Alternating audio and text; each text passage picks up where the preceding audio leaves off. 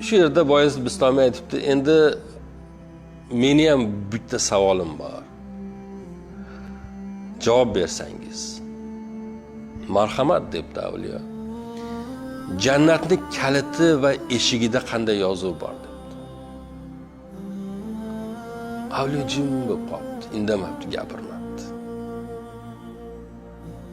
Rohiblar ichida g'ala-g'ovur boshlanib, nahotki yutqizib qo'yamiz, shuncha odam bir musulmonga yutqizamizmi? Hazratim, nega jimsiz? Bir muammo bormi? Bilmaysizmi javobni? Nima bo'ldi? Gapirsangiz desa, men gapiraman, lekin sizlar men gapirgan gapga ishonasizlarmi? Ular aytibdi, ishonamiz albatta. Siz bizni ulug'imizsiz, qanday ishonmaymiz? Unda eshitinglar. Jannatni kaliti va eshigida la ilaha illalloh Muhammadur Rasululloh deb yozilgan.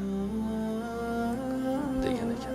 Hammalari o'shanda islomni qabul qilib iymon kalimasini keltirishgan ekan va Boyazid Bistamiy o'sha yerda rivoyatlarga ko'ra qolib ularga islomni o'rgatib keyin qaytgan ekan.